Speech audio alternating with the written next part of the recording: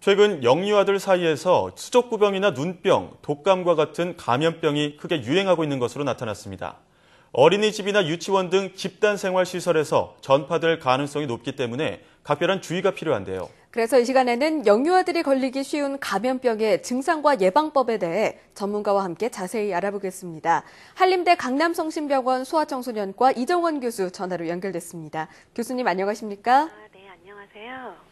네, 영유아들에게 주로 발생하는 이 수족구병의 발생 시기가 당겨지고 있다는 소식 얼마 전에 또 전해드렸었는데요. 네. 이번에는 눈병과 독감까지 같이 유행하면서 보건당국이 나서서 주의를 당부하고 있습니다. 교수님, 이렇게 영유아들 사이에서 감염병이 유행하게 된 원인 무엇으로 보십니까? 네, 유행성 각결막염과 수족구병은 둘 다 환자가 한 4, 5월 봄철에 늘기 시작해서 더운 여름에 정점을 찍는 경향이 있습니다. 예. 하지만 최근에 온난화 등의 기온이 올라가는 이런 이상 기온 현상에 의해서 예년보다 유행 시기가 앞당겨지는 것 같습니다. 네, 온난화 현상도 하나의 원인이 있군요. 네, 이런 이상 기온 때문에 수족구병이 많이 증가한다라는 말씀을 해주셨는데요. 수족구병의 경우 손이나 발 등에 이 물집 같은 발진이 생기는 것이 특징인데요. 그렇다면 최근 유행하는 눈병과 독감에는 또 어떤 특징이 있나요? 네, 이번 눈병과 독감은 이제 고열과 두통과 함께 설사나 구토 등이 발생할 수 있고 물이나 음식물을 잘 삼키거나 섭취하기 어렵기 때문에 심한 탈수 증상이 나타나는 환자들이 많습니다.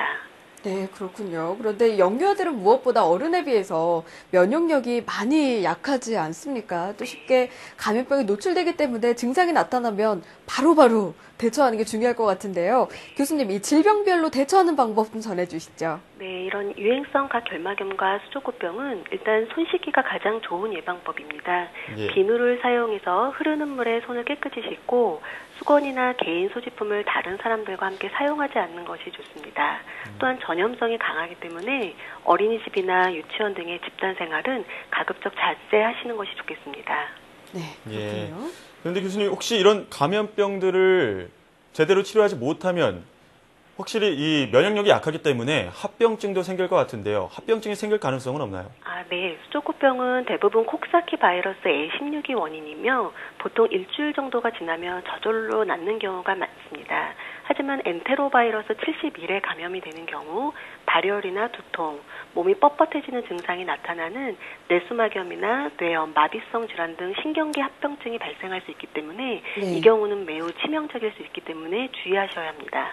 네, 아마 영유아를 키우는 부모님들이 방송 보고 좀 놀라실 것 같은데 이 밖에도 또 영유아들이 조심해야 할 다른 감염병이 없는지도 궁금합니다. 네, 이런 수족구병과 유행성 각결막염뿐 아니라 지난 1월 중순부터 유행주의보가 발령되어 있는 독감은 최근 유행 기준 이하로 떨어져 있긴 하지만 영유아와 어린이 환자는 여전히 유행 기준으로 웃돌고 있습니다. 따라서 요즘같이 아침 저녁과 낮에 일교차가 큰 날씨에는 독감과 같은 호흡기 바이러스 감염에 특히 주의하셔야 합니다. 그렇군요. 네, 또 끝으로 지금 유행하는 영유아 감염병이 언제까지 지속될 것으로 예상하시는지, 그리고 또 효과적인 예방법에 대해서도 말씀 부탁드립니다. 네, 앞으로 기온이 상승하고 외부 활동이 증가하는 5월 이후에 더 급격히 증가할 것으로 예상이 되고 한동안 유행할 가능성이 높겠습니다. 수족구병 같은 경우는 예방할 수 있는 그런 백신이 개발되어 있지 않기 때문에 영유아 감염을 예방하기 위해서는 외출 뒤 손과 발을 깨끗이 씻는 것만으로도 감염 위험을 약 70% 이상 줄일 수 있습니다.